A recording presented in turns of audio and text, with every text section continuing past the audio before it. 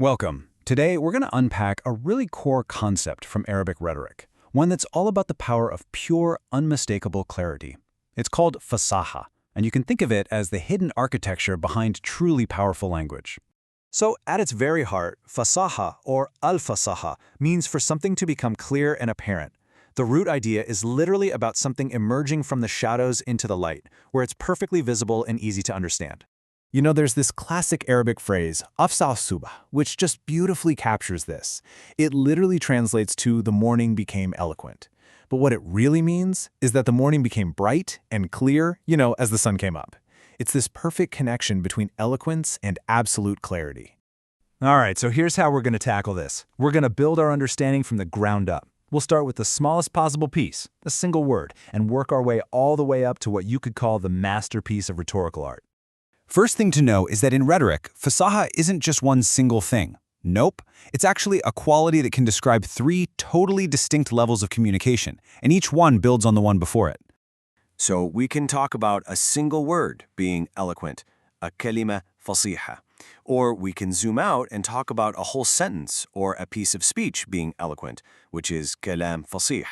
And finally, we can describe the person themselves as an eloquent speaker, a mutakallim fasih. So let's start at the very foundation, the word itself. So what does it even mean for a single word to be eloquent? Well, according to the scholars of this art, a word has to be totally free from three specific flaws to even earn that title.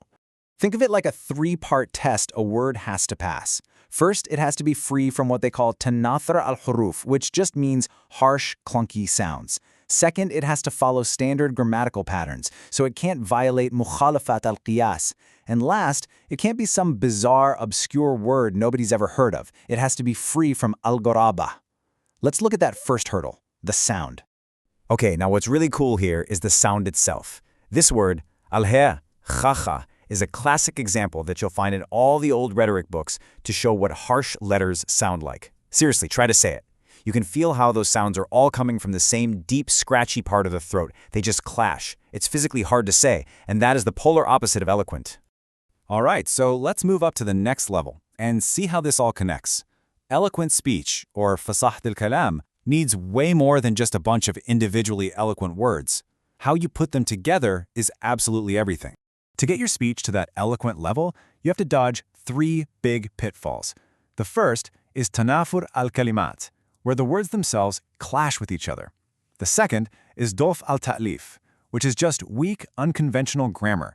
And the third is al-ta'kid, which is basically tying your sentence into a confusing knot. This is a really famous line of poetry, and it's got a perfect example of clashing words. Just listen to the last part when I try to say it. وَلَيْسَ قُرْبَ قَبْرِ حَرْبٍ قَبْرٍ. The words themselves are fine, but when you put them all together like that, you can almost feel your tongue tripping over itself. And this just brilliantly shows the problem, doesn't it? The words qurb, qabr, and horb, they all use very similar sounds and mouth positions. By themselves, they're totally fine, perfectly eloquent words. But you string them together like that, and the repetition just makes the whole phrase heavy and clunky to say. That right there is tanafur al-kalimat. Now, here's a great example of that weak composition, the daf at-ta'lif. The first sentence, ضرب غلامه زيداً, is considered weak because the pronoun his, that little hu at the end of غلامه, it refers to Zayd, but Zayd shows up later in the sentence. It creates this little moment of confusion for the listener.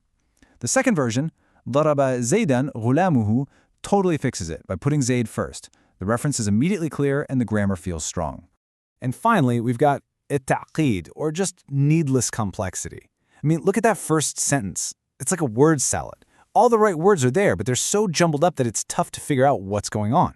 But the second version, ما قرأ سليم مع أخيه إلا كتابا واحدا, uses the exact same words, but just arranges them in a logical way that creates a perfectly clear thought. Simple as that. So we have eloquent words, we have eloquent speech, but what about the person putting it all together? This brings us to the highest human level of this art, the eloquent speaker, or Fasaahatul mutakallim. See, eloquence in a speaker isn't about just getting one sentence right by luck. It's described with this amazing word, malaka. A malaka is like a deeply ingrained skill, a quality that's become second nature to you. It's something you develop only through tons and tons of practice and true mastery.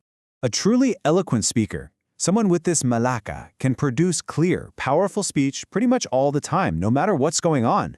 Whether they're giving praise, which is madh, or crafting sharp satire, hajah, or giving some heartfelt advice, wa'adh, their command of language is always stable, always reliable.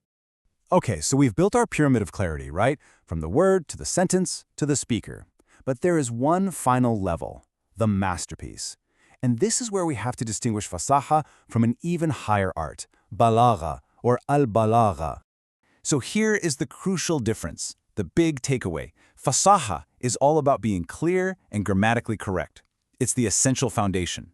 But balagha, that's about being clear, correct, and choosing the most powerful and appropriate words for the specific situation and for your specific audience. Saying ar-rajulu shuja', the man is brave, is perfectly clear. That's fasaha. But saying ar-rajulu asad, the man is a lion, now that creates imagery, emotion, impact. That's balagha. This fundamental rule, kullu balighin fasih, wa laysa kullu fasihin baligh, just sums the whole thing up perfectly. It means you absolutely cannot achieve the higher art of balagha, of real rhetorical power, without first mastering the foundation of fasaha. Clarity is the non-negotiable price of entry for true impact. And that's our explainer on fasaha. So the next time you listen to a great speech or read a really compelling argument, ask yourself this: is it just clear, or is it something more? Is it simply fasih, or does it actually rise to the incredible level of balagha? Thanks for watching.